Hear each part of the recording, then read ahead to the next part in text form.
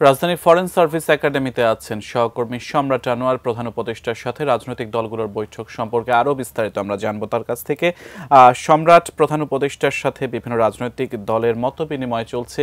বৈঠক শেষে নিশ্চয়ই তারা পৃথকভাবে আপনাদের সাথে কথা বলবেন, আরও বিস্তারিত জানাবেন। মতো সময় এখানে অতিবাহিত হয়েছে। প্রধান উপদেষ্টা ফরেন সার্ভিস একাডেমিতে প্রবেশ করেছেন। তারপরেই মূলত যারা আজকে আমন্ত্রিত অতিথি আছেন রাজনৈতিক দলগুলোর নেতৃবৃন্দ, তাদের সঙ্গে এখানে বসেছেন, তাদের সাথে কথা বলেছেন। শুভেচ্ছা বার্তা বিনিময়ের পরেই মূলত আজকের যে কারণে বসা সেই বৈঠকটি শুরু হয়েছে এবং আমরা আগে প্রধান উপদেষ্টার প্রেসিং থেকেও জানতে পেরেছি যে সেখানে প্রধান উপদেষ্টা তার আনুষ্ঠানিক বক্তব্য সেখানে তিনি দিয়েছেন। সেখানে মূলত আসলে প্রধান উপদেষ্টা বরং সেই সাথে সরকারের যে অবস্থান বাংলাদেশের, এখন বাংলাদেশের যে ঘটনাগুলো ঘটছে সেই সম্পর্কে বাংলাদেশের অবস্থান এবং প্রধান উপদেষ্টা যা ভাবছেন সেটুকুলোই মূলত বলেছেন। আর সেই বিষয়ে হয়তোবা যেসব রাজনৈতিক দলের নেতৃবৃন্দ এখানে উপস্থিত হয়েছেন তাদের পক্ষ থেকেও কথা শুনবেন এখানে, এবং কি সেই বক্তব্যগুলোর মূলত জানার জন্যই আজকে এখানে আমন্ত্রণ জানানো হয়েছে। ব্রেকফাস্ট, টিফিন কিংবা স্ন্যাক টাইমে মজাদার আয়োজন মানে অল টাইম ব্রেড।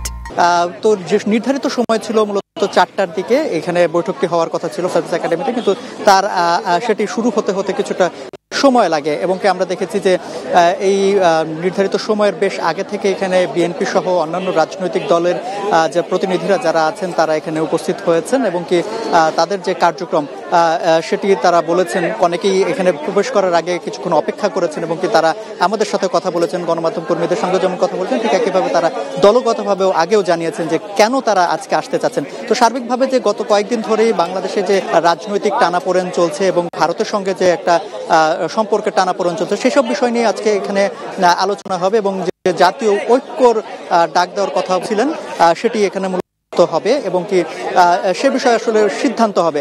দেখার বিষয় এখানে আনুষ্ঠানিকভাবে প্রায় ঘন্টাখানেক হয়ে গেছে, ভেতরে আলোচনা চলছে এবং এরপর এখান থেকে যারা রাজনৈতিক দল যারা আজকে অংশ নিয়েছিলেন বৈঠকে তারা বের হবেন এবং কি বের পরে হয়তো আমাদের সাথে গণমাধ্যম কর্মীদের সঙ্গে কথা বলবেন এবং আমরা বিস্তারিত জানতে পারবো। তো আজকে আনুষ্ঠানিকভাবে রাজনৈতিক দলগুলোর সঙ্গে প্রধান উপদেষ্টার বৈঠক হলেও এরপরে আগামীকাল হচ্ছে এখানে যারা ধর্মীয় সম্প্রদায় যারা আছেন সেসব ধর্মীয় সম্প্রদায়ের যে রাজনৈতিক নেতৃবৃন্দ শীর্ষস্থানীয় তাদের সঙ্গে বসার কথা রয়েছে এবং কি আপনি জানেন যে এই যে তিনটি বৈঠকের প্রথমটি কিন্তু অনুষ্ঠিত হয়েছে গতকাল অর্থাৎ মঙ্গলবার সন্ধ্যার দিকে, যেখানে এসেছিলেন হচ্ছে বৈষম্য বিরোধী ছাত্র আন্দোলনের নেতৃবৃন্দ।